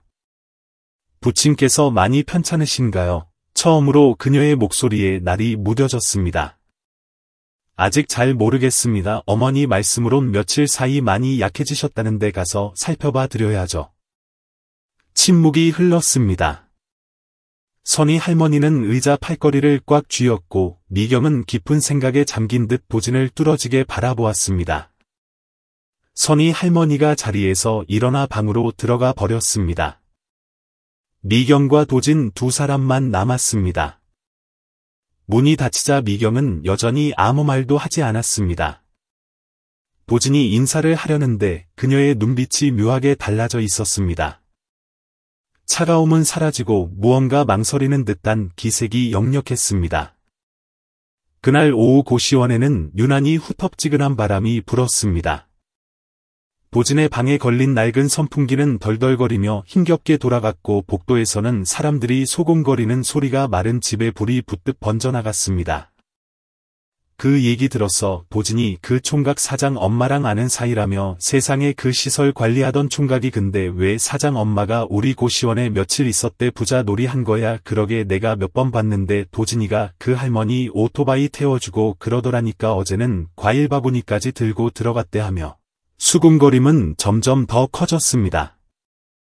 고시원 아줌마들은 오후만 되면 복도 끝에 모여 부채질을 하며 남의 얘기로 더위를 식혔습니다. 보진이 사는 6호실은 호기심의 대상이 되었습니다. 문은 굳게 닫혀 있었지만 사람들은 그 안에 엄청난 비밀이라도 있는 양 떠들어댔습니다. 장을 보고 돌아오던 심이모도 그들에게 붙잡혔습니다. 심이모 소식 들었어. 보진이 걔 부잣집 사위 되는 거 아니냐는 질문에 심이모는 사위는 무슨 일하고 들어올 때 보니까 얼굴이 반쪽이더만 부티라곤 하나도 없던데 뭘 하며 반신반의하면서도 마음이 쓰였습니다. 저녁 어스름이 깔릴 무렵 퇴근하고 옷도 갈아입지 못한 보진의 방문을 누군가 두드렸습니다. 문을 열자 심이모가 김이 모락모락 나는 떡볶이 접시를 들고 서 있었습니다. 좀 많이 해서 가져왔어. 욕이나 해. 근데 요새 뭐 좋은 일 있어? 보진은 잠시 멈칫하다가 씁쓸하게 웃으며 접시를 받아 들었습니다. 저 같은 놈한테 무슨 좋은 일이 있겠어요. 이모 일하고 와서 자는 게 다죠. 심이모는 청년의 눈을 지그시 바라보며 사람들 말이 많아 내가 오 대표네 어머니랑 친하다고 누가 뒤를 봐줘서 해고 걱정 없다는 소리도 들리던데 하고 물었습니다. 보진은 얕은 한숨을 내쉬며 고개를 떨구었습니다. 이모 남들 말 믿지 마세요. 전 그냥 월급쟁이고 도울 일 있어서 도운 것뿐이에요. 뒤를 봐주긴요. 저 지금 발등에 불 떨어졌어요. 잘리기라도 한 거야? 심이모가 조심스레 물었습니다. 보진은 떡볶이 접시를 책상에 내려놓으며 담담하게 말했습니다. 잘렸어요. 그저께 해고 통지서에 사인했어요. 백 같은 거 없어요. 심이모는 할 말을 잃은 듯 멍하니 서 있다가 긴 한숨을 내쉬었습니다. 에휴 일을 어째 하긴 요즘 세상에 착한 일 해도 색안경 끼고 보니 원. 그날 밤 도진은 좁은 침대에 누웠지만 가슴 속에서 치미는 열기 때문에 잠을 이루지 못했습니다. 미경의 냉정한 눈빛, 사무적인 말투, 그리고 고마움과 자식된 도리 사이에서 갈등하던 선희 할머니의 모습이 머릿속을 맴돌았습니다. 그때 휴대폰이 진동했습니다. 선희 할머니였습니다. 내일 가족끼리 저녁이나 먹자꾸나 꼭 와라 중요한 일이다. 도지는 메시지를 몇 번이나 읽고 또 읽었습니다. 복도에서는 슬리퍼 끄는 소리와 함께 누군가가 툭 던지는 말이 들려왔습니다. 내일 재벌집에 인사라도 가나 보지. 도지는 방문을 열고 복도로 나갔습니다. 누렇게 뜬 벽지, 거미줄처럼 엉킨 전선들, 그리고 힐끔거리는 시선들과 비아냥거리는 소리들. 한 발자국만 더 내디디면 소문은 눈덩이처럼 불어날 것입니다. 자존심은 팽팽하게 당겨진 현처럼 금방이라도 끊어질 듯 위태로웠습니다. 그는 다시 방으로 들어와 의자에 앉았습니다. 휴대폰을 쥔 손가락이 망설였지만 결국 그는 네 가겠습니다 하고 짧게 답장을 보냈습니다. 복잡한 마음을 안고 도지는 약속대로 선희 할머니의 집을 찾았습니다. 익숙한 대문 앞에서 잠시 멈춰 서서 바람에 흔들리는 감나무를 바라보았습니다. 그는 심호흡을 하고 구겨진 셔츠깃을 다시 한번 펴고 초인종을 눌렀습니다. 가정부가 미소를 지으며 문을 열어주었습니다. 오셨네요. 사모님이 식당에서 기다리십니다. 식당은 환하게 불이 켜져 있었습니다. 큼지막한 원목 식탁 위에는 갈비찜 냄새와 갓 담근 김치향 그리고 쌉싸름한 쑥국 냄새가 어우러져 도진의 마음을 따뜻하게 녹이면서도 동시에 주눅들게 만들었습니다. 부엌에서 국자를 들고 나오던 선희 할머니가 도진을 보고 환하게 웃었습니다. 왔어 어서 와서 앉아라 국 식겠다. 도진은 할머니께 인사하고 그 오른편에 앉은 초로의 신사에게도 가볍게 목례를 했습니다. 할머니가 이쪽은 내 남동생 변상욱이야 강릉에서 며칠 전에 올라왔어라고 소개했습니다. 변씨 아저씨는 도진을 인자한 눈길로 바라보며 고개를 끄덕였습니다.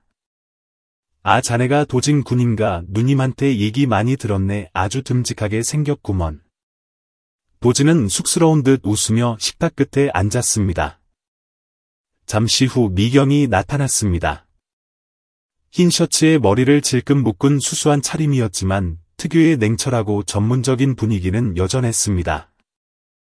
두 사람의 눈이 마주치자 공기가 잠시 멈춘 듯했습니다. 미경이 정중하게 고개를 끄덕이며 오셨어요 하고 인사했고 도진도 네 안녕하세요 대표님 하고 어색하게 대답하고 시선을 돌렸습니다. 식사가 시작되었습니다. 선희 할머니는 도진의 밥그릇 위에 계속 반찬을 올려주며 살갑게 챙겼습니다. 많이 먹어 갈비 재우느라 얼마나 공을 들였는데. 네, 잘 먹겠습니다. 도진은 고개를 숙이고 조심스럽게 밥을 먹었습니다. 쇠젓가락이 그릇에 부딪혀 소리가 나지 않도록 신경 썼습니다. 변씨 아저씨가 김치를 집으며 천천히 입을 열었습니다. 이 집에서 이렇게 사람 냄새 나는 밥상은 참 오랜만이네. 다 도진 군 덕분이야. 사람이 착하니 복이 따르는 법이지. 미경은 묵묵히 밥만 먹었습니다. 선희 할머니는 딸이 무슨 말이라도 하길 바라는 눈치였지만 미경은 입을 굳게 다물고 있었습니다. 결국 할머니가 먼저 말을 꺼냈습니다. 미경아 엄마가 저번에 길 잃어버렸다고 했던 거 기억나니? 그때 날 구해준 게 바로 도진 총각이야. 네 알아요. 미경이 수저를 내려놓으며 담담하게 말했습니다. 지난번에 뵈었을 때 감사 인사 드렸어요. 그런데 감사 인사가 해고 통보라니 엄마는 도저히 이해가 안 가는구나. 식당 안이 찬물을 끼얹은 듯 조용해졌습니다. 변씨 아저씨가 눈썹을 꿈틀하며 조카를 바라보았습니다. 하지만 미경은 여전히 침착했습니다. 엄마 회사 일에 사적인 감정을 개입시킬 순 없어요. 고마운 마음 때문에 절차를 무시하면 그 결과에 대한 책임은 누가 지나요. 선희 할머니는 실망감을 감추지 못한 채 수저를 내려놓고 한숨을 쉬었습니다. 내가 나 때문에 도진이를 붙잡아두라는 게 아니야. 내가 사람을 대할 때 가슴으로 대했으면 해서 그런다. 세상일이란 게 법이나 규정보다 사람 간의 정으로 굴러가는 게 더 많단다. 도진은 밥그릇을 쥔 손에 힘을 주었습니다. 모녀 사이의 불화 원인이 되고 싶진 않았지만 미경의 말 한마디 한마디가 비수가 되어 가슴에 꽂히는 건 어쩔 수 없었습니다. 변씨 아저씨가 천천히 젓가락을 내려놓았습니다. 내가 교육계에 몇십 년 있었지만 딱 하나 배운 게 사람의 그릇은 힘을 쥐고 있을 때 아랫사람을 대하는 태도에서 드러난다는 거야. 미경이 외삼촌과 어머니를 번갈아 보았습니다. 처음 들어왔을 때보단 눈매가 부드러워졌지만 완전히 풀린 것은 아니었습니다. 무거운 침묵이 계속되었고 선희 할머니가 도진에게 국을 더 떠주는 발그락거리는 소리만이 어색함을 메우고 있었습니다. 저 먼저 일어나 보겠습니다. 도진이 무거운 공기를 깨고 일어섰습니다. 시골에 계신 어머니께 전화도 드려야 해서요. 그래 알았다. 선희 할머니가 아쉬운 듯 고개를 끄덕였습니다. 언제 시간 나면 또 놀러 오거라. 도진은 어른들께 정중히 인사했습니다. 미경을 지나칠 때 그는 아무 말도 하지 않았지만 그의 눈빛은 흔들림이 없었습니다. 화도 원망도 아닌 그저 옅은 안개 같은 슬픔과 씁쓸함이 담겨 있을 뿐이었습니다. 도진이 나가자 선희 할머니가 딸을 보며 나무라듯 말했습니다. 아직도 모르겠니? 내 아빠 가고 나서 내가 버틴 건 도진이 같은 남들이 베푼 정 덕분이었어. 아무리 똑똑하고 성공하면 뭐하니 사람 마음 헤아릴 줄 모르면 속 빈 강정이나 다름없다. 미경은 대답 없이 자리에서 일어나 2층으로 향했습니다. 발걸음이 천근만근 무거웠습니다. 그녀의 머릿속에는 도진의 그 고요한 눈빛이 어떤 말보다 더 선명하게 남아 있었습니다. 아직 동이 트기 전 새벽 안개가 고시원 지붕 위에 얇게 내려앉아 있었습니다. 도진은 삐걱거리는 나무 의자에 앉아 식어버린 인스턴트 커피를 쥐고 있었습니다. 지난밤 그는 잠을 설쳤습니다. 식탁에서 들었던 선희 할머니의 말씀과 미경의 눈빛이 머릿속에서 떠나지 않았습니다. 그때 휴대폰이 진동했습니다. 모르는 번호였습니다. 안녕하세요. 선희 여사님께 연락처 받았습니다. 시간 되시면 수원에 있는 목공소로 한번 들르시지요. 이야기 좀 나누고 싶습니다. 최장인. 도진은 눈을 깜빡였습니다. 심장이 쿵 하고 뛰었습니다. 며칠 전 선희 할머니가 교회에서 가구 공방을 하는 친구가 있다고 했던 기억이 났습니다. 그는 앞뒤 잴 것 없이 세수를 하고 깨끗한 셔츠로 갈아입은 뒤 낡은 오토바이를 끌고 나갔습니다. 목공소는 붉은 흙길을 따라 들어간 숲속 작은 개울가 옆에 자리 잡고 있었습니다. 기계톱 돌아가는 소리가 요란하게 울리고 향긋한 소나무 냄새가 코를 찔렀습니다. 거칠지만 기분 좋은 냄새였습니다. 잘 정돈된 나무 판자들 사이로 인부들이 바쁘게 움직이고 있었습니다. 희끗희끗한 수염에 다부진 체격의 남자가 차주전자를 들고 문 앞에 서 있다가 도진을 보고 껄껄 웃었습니다. 내가 도진이냐? 선희 여사가 손재주 좋고 성실하다고 입이 마르도록 칭찬하더구먼. 들어와 구경이나 시켜주지. 도진은 꾸벅 인사하고 최 장인을 따라 공장 안을 둘러보았습니다. 나무를 고르는 법, 보면 보는 법, 기계 다루는 법까지. 여기선 당장 기술 좋은 놈보다 엉덩이 무겁고 정직한 놈이 최고야. 먹고살 많은 할게다. 고향에 돈도 좀 붙이고 어때? 도진이 대답하려는데 조수가 다급하게 불렀습니다. 장인어른 어제 만든 거실 테이블 이음새가 헐거워요. 최 장인이 인상을 쓰며 도진을 보았습니다. 내가 한번 손봐라. 현장 테스트라고 생각하고. 도진은 공구를 받아들고 도면을 훑어보았습니다. 스패너와 렌치가 익숙한 손이었지만 나무 망치와 끌을 쥐는 느낌은 낯설었습니다. 하지만 그의 동작 하나하나 눈빛에 서린 신중함에 주변 인부들도 숨을 죽이고 지켜보았습니다. 30분 뒤 테이블 이음새는 처음보다 더 단단하게 맞물렸습니다. 최 장인이 도진의 어깨를 툭 치며 환하게 웃었습니다. 제법인데 내일 저녁부터 정식으로 나와 뒤편에 숙직실 있으니까 거기서 지내도 되고. 도진은 고개를 숙여 감사 인사를 했습니다. 마음이 깃털처럼 가벼워졌습니다.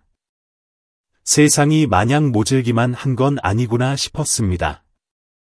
해가 뉘엿뉘엿 지고 고시원으로 돌아온 도진은 침대에 걸터 앉았습니다. 땀에 젖은 셔츠를 벗으려는데 휴대폰 화면이 밝아졌습니다. 미경입니다. 강도진 씨 회사 일은 이미 벌어진 일이라 돌이킬 수 없게 되었습니다. 제 결정으로 마음 상하게 해드려 죄송합니다. 그 밑에 메시지가 하나 더 있었습니다. 시간 되시면 따로 뵙고 싶습니다. 드릴 말씀이 있습니다. 도진은 화면을 멍하니 바라보았습니다. 어제 저녁만 해도 쌀쌀맞게 굴던 그녀였습니다. 선희 할머니 등살에 못 이겨 연락한 걸까 아니면 다른 이유가 있는 걸까. 그는 답장을 썼다 지우기를 반복했습니다. 한참을 망설이던 그는 짧게 네 알겠습니다라고 답했습니다. 도진은 창밖을 내다보았습니다. 가로등 불빛이 고시원의 낡은 벽을 비추고 있었지만 그의 마음속에는 작지만 따뜻한 희망의 불빛이 켜진 듯했습니다. 은행나무 가로수길에 노란 저녁 햇살이 내려앉은 조용한 카페였습니다. 도진은 오토바이를 세우고 옷매무새를 다듬은 뒤 안으로 들어갔습니다. 심장이 두근거렸습니다. 두려움 때문이 아니라 지금 이 상황이 도무지 예측되지 않아서였습니다. 카페 안은 은은한 조명과 발라드 음악 그리고 갓볶은 커피 향으로 가득했습니다. 미경은 구석진 창가 자리에 앉아 있었습니다. 흰 블라우스에 옅은 남색 바지, 하나로 묶은 머리. 그동안 보았던 차가움 대신 어딘가 차분하고 부드러운 분위기가 흘렀습니다. 도진이 다가가 가볍게 목례했습니다. 안녕하세요, 대표님. 앉으세요. 와주셔서 감사합니다. 미경의 목소리는 평온했습니다. 두 사람은 잠시 말없이 앉아 있었습니다. 도진은 아이스 아메리카노를, 미경은 따뜻한 차를 마셨습니다. 침묵이 어색하지 않았습니다. 마치 꼭 해야 할 말을 위해 숨을 고르는 시간 같았습니다. 먼저 입을 연 건 미경이었습니다. 제가 뵙자고 한 건 엄마 말씀 때문도 아니고 어떤 부채감 때문도 아니에요. 그냥 인간적으로 하고 싶은 말이 있어서예요. 도진은 고개를 끄덕였습니다. 변명보다는 진심을 들을 준비가 되어 있었습니다. 인원 감축은 주주들의 압박 때문이었어요. 주문량이 줄고 경영 효율화가 필요했거든요. 시설팀 축소는 오래전부터 계획된 일이었고요. 이해하시죠? 도진이 나지막이 대답했습니다. 이해합니다. 회사가 누구 개인의 것은 아니니까요. 사람 줄이는 거 좋아할 사람 어디 있겠습니까? 대표님 원망 안 합니다. 미경은 찻잔을 만지작거리며 멈칫했습니다. 그가 화를 내거나 원망할 줄 알았기 때문입니다. 화를 내실 줄 알았는데 그녀가 찻잔으로 시선을 떨구었습니다. 제가 좀 더 잘했어야 했는데 그게 아쉽네요. 다시 정적이 흘렀습니다. 미경은 쑥스러운 듯 다 마신 찻잔을 티스푼으로 휘저었습니다. 잠시 후 그녀가 고개를 들었습니다. 강도진 씨 실례가 안 된다면 고향에 계신 가족분들은 어떻게 지내세요? 예상치 못한 질문이었지만 도진은 담담하게 대답했습니다. 어머니는 칠순이 다 되셨는데 아직 시장에서 떡 장사를 하십니다. 막내 동생은 정비 기술 배우고 있고요. 아버지는 간이 안 좋으셔서 지난주에 입원하셨습니다. 저는 공장에서 번 돈 꼬박꼬박 보내드리고 저 쓸 거 아껴가며 그럭저럭 살고 있죠. 미경은 말문이 막혔습니다. 인사기록 카드에 적힌 숫자들로는 알 수 없었던 한 사람의 인생이 눈앞에 펼쳐지는 듯했습니다. 그동안 직원을 그저 효율과 비용으로만 판단했던 자신이 부끄러워졌습니다. 제가 사람을 서류로만 판단했네요. 죄송합니다. 그녀가 진심을 담아 도진의 눈을 바라보았습니다. 도진은 어깨를 으쓱하며 옅은 미소를 지었습니다. 대표님이시잖아요. 성과를 봐야 하는 자리인거려 뭐. 원망은 안 합니다. 하지만 오늘 이렇게 직원 강도진이 아니라 그냥 사람 대 사람으로 대해주셔서 감사합니다. 미경은 찻잔을 쥔 손에 힘을 주었습니다. 창가로 스며드는 저녁 햇살 속에서 그녀의 얼굴은 더 이상 차가운 얼음공주가 아니었습니다. 일과 책임감 그리고 인간적인 도리 사이에서 고민하며 성장해가는 한 여자의 모습이 그곳에 있었습니다. 어머니께서 도진 씨에 대해 말씀을 많이 하셨어요. 성실하고 착한 데다 효심도 깊다고요.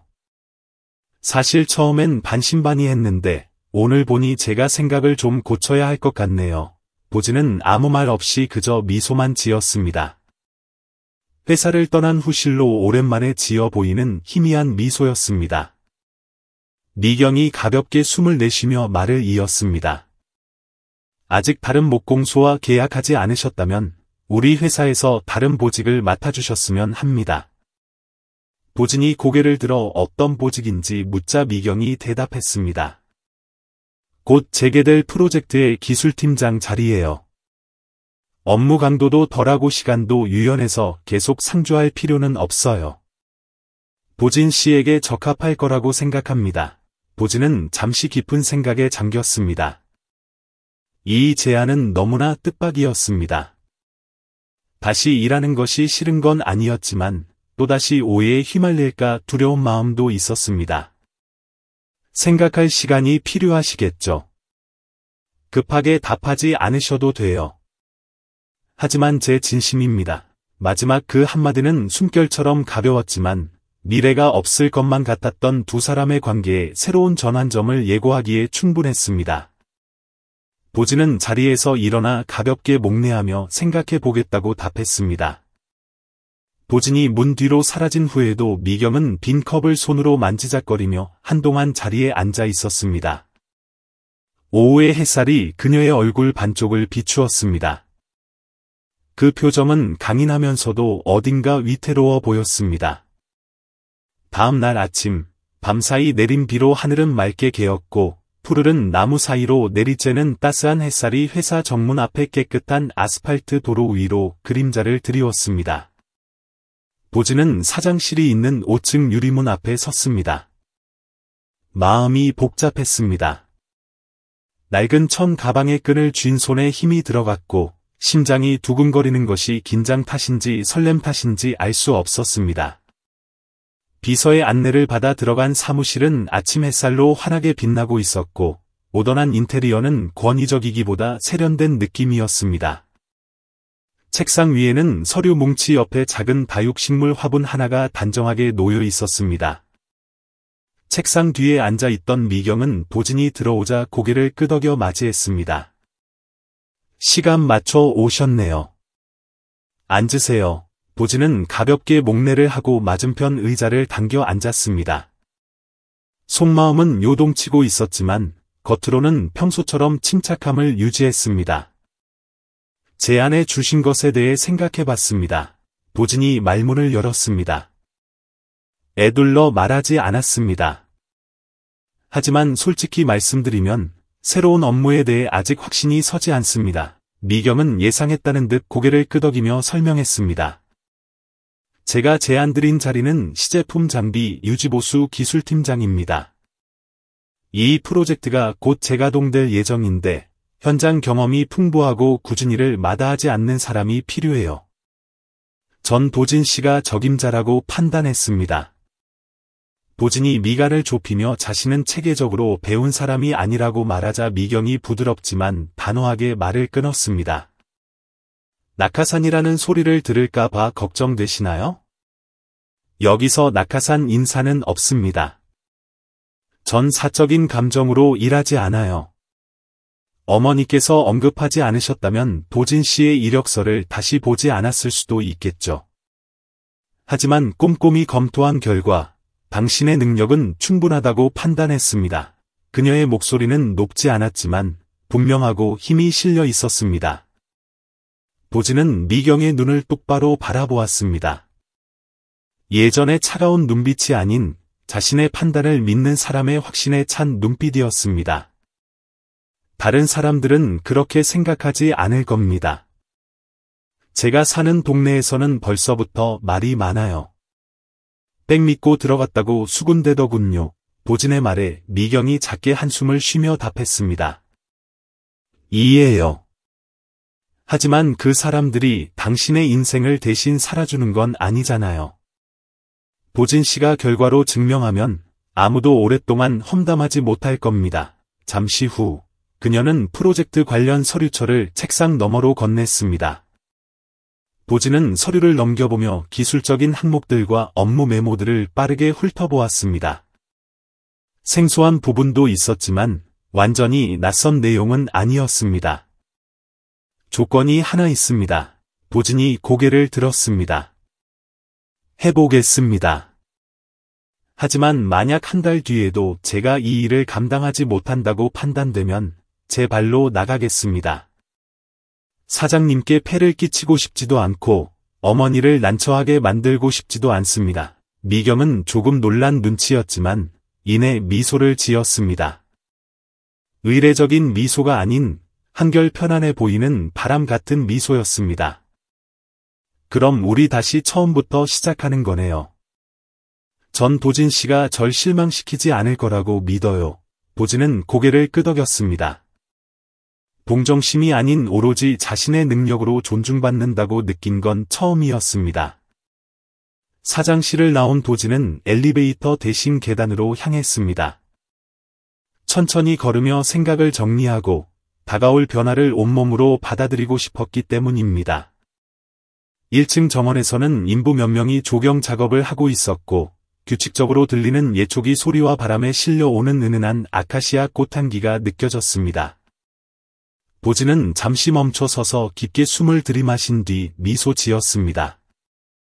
새로운 여정은 아마도 여기서부터 시작인 듯했습니다. 정확히 한 달 후, 공장은 완전히 새로운 모습으로 활기를 띠고 있었습니다.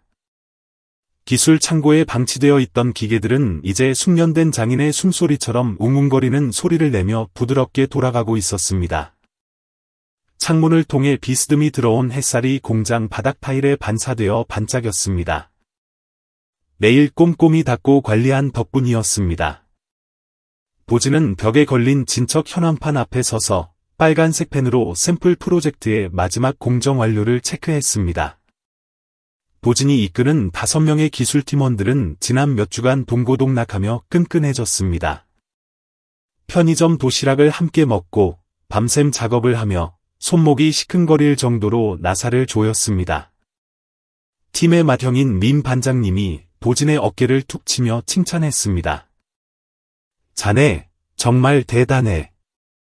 기술팀장이 이렇게 과감하게 밀고 나가는 건 처음 봤어. 덕분에 우리도 다시 인정받게 됐고 말이야. 보진은 웃으며 손사래를 쳤습니다. 아닙니다. 모두가 도와주지 않았다면 저도 포기했을 거예요. 우리 팀이 함께 만든 결과니까 성공도 우리 모두의 것이죠. 사실 작업 도중 보진은 수입 부품 중 일부가 규격이 맞지 않거나 남아서 낭비되는 것을 발견했습니다. 그는 팀원들과 함께 남은 자재를 활용할 방안을 연구했고 조립 시간을 단축하면서도 안전성을 확보하는 새로운 공정을 개발해냈습니다. 그 결과 원자재 비용을 10% 이상 절감할 수 있었습니다. 프로젝트는 예정보다 일주일이나 일찍 완료되었습니다. 팀원들이 마지막 점검을 하고 있던 그날 아침, 미경이 예고 없이 현장을 방문했습니다. 깔끔한 흰색 셔츠에 긴 치마, 단정하게 올린 머리를 한 그녀는 작업 구역을 천천히 둘러보았습니다. 비서가 뒤따르며 조용히 무언가를 기록했습니다. 미경이 보진을 똑바로 바라보며 물었습니다. 어때요? 보진이 자신 있게 대답했습니다. 다 됐습니다.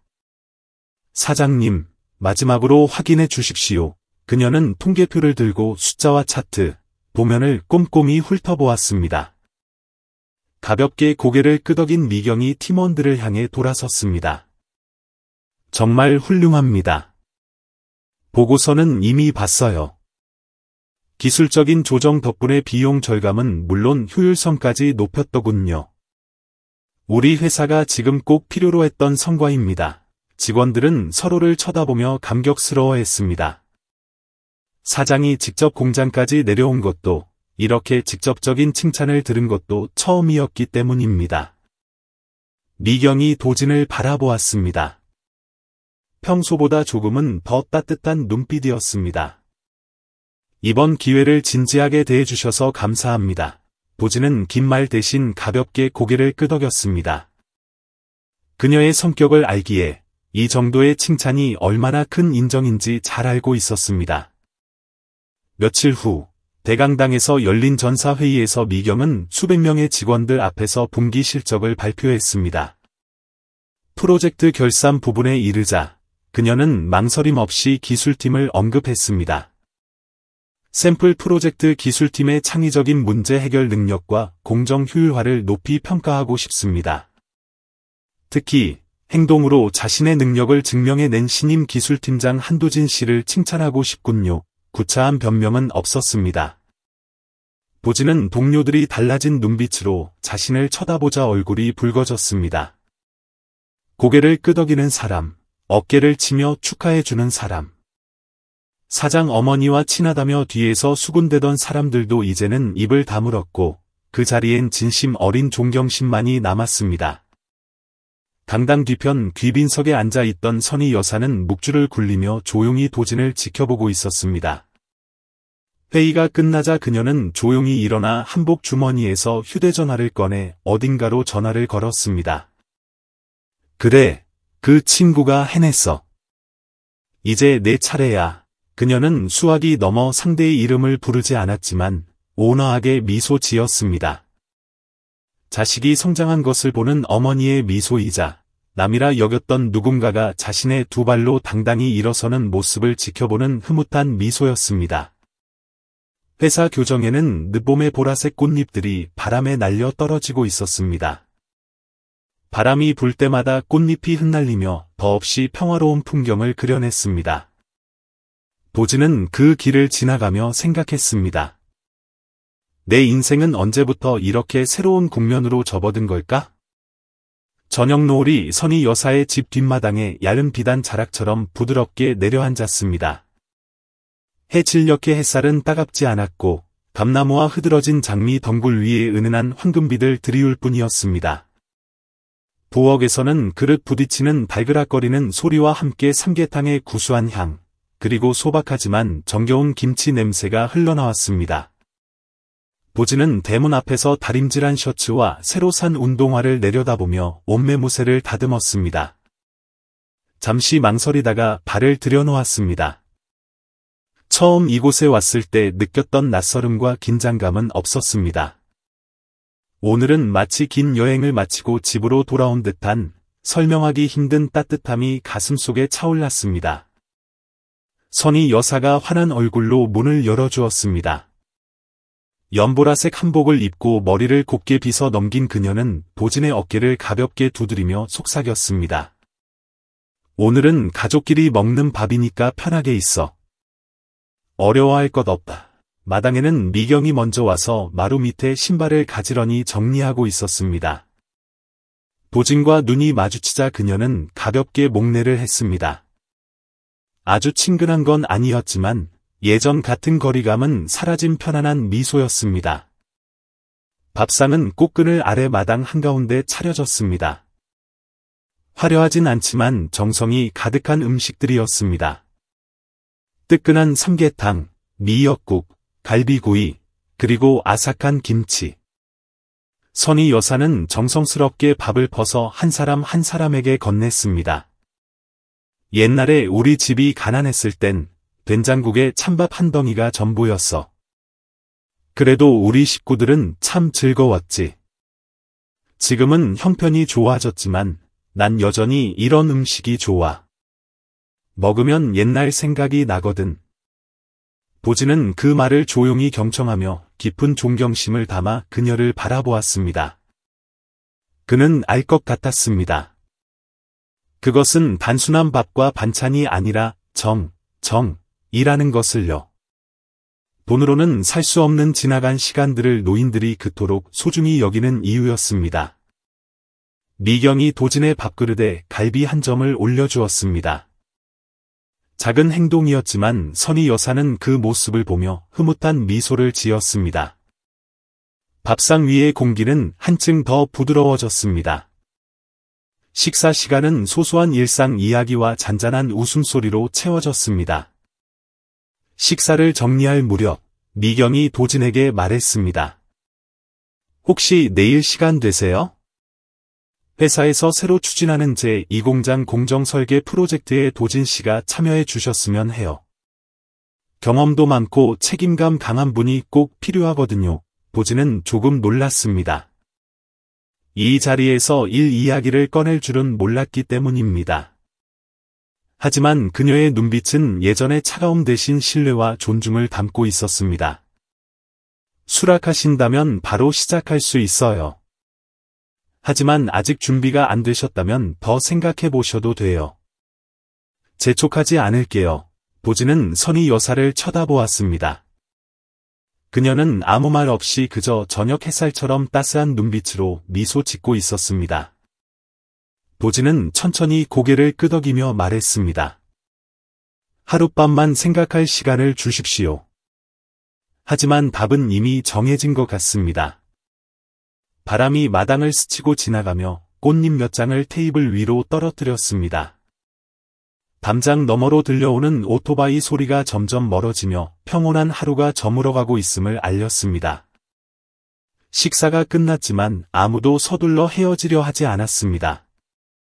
미경은 도진을 대문까지 배웅하며 처음으로 먼저 말을 건넸습니다. 진작 도진 씨의 진가를 알아보지 못해서 미안해요. 도진은 웃으며 고개를 저었습니다. 사람이 서로를 이해하는 데는 시간이 필요한 법이니까요. 사장님이 틀린 게 아니라 그저 때가 아니었던 거죠. 떠나기 전 그는 뒤를 돌아 선희 여사를 바라보며 따뜻하게 말했습니다. 어르신, 모든 것에 감사합니다. 선희 여사는 고개를 끄덕이며 부드럽게 답했습니다. 인생에는 아무도 예측할 수 없는 인연이라는 게 있지. 진심으로 살다 보면 행복은 언젠가 반드시 되돌아오는 법이란다. 도진의 뒷모습이 주택가 골목길 너머로 사라지자 미경은 한동안 그곳에 서 있다가 집으로 들어갔습니다. 선희 여사는 딸의 뒷모습을 바라보다 부엌으로 들어가 찬물을 올렸습니다. 그녀의 눈가는 소박한 믿음으로 반짝였습니다. 도진의 인생뿐만 아니라 결코 섞이지 않을 것 같았던 사람들의 관계에도 평온하지만 희망찬 내일이 시작되고 있었습니다. 저는 한때 가난한 사람은 무조건 참고 견뎌야 한다고 생각했습니다. 하지만 깨달았습니다. 때로는 작은 친절과 진심이 운명을 바꾸는 열쇠가 될 수 있다는 것을요. 인생은 참 묘합니다. 돌고 돌아 결국 우리에게 합당한 보상을 돌려주니까요. 친절은 보답을 바라지 않지만 삶은 그것을 기억합니다. 여러분은 어떠신가요? 낯선 이가 도움을 필요로 할 때 기꺼이 여러분의 일분을 내어줄 수 있으신가요? 이 이야기가 여러분께 울림을 주었다면 댓글에 숫자 2를 남겨주세요. 지금 어느 도시에서 이 영상을 보고 계신가요? 댓글로 알려주세요. 소박하지만 깊은 감동이 있는 이런 이야기를 좋아하신다면 채널 구독을 눌러 다음 영상도 놓치지 마세요. 시청해주셔서 감사합니다. 다음 이야기에서 뵙겠습니다.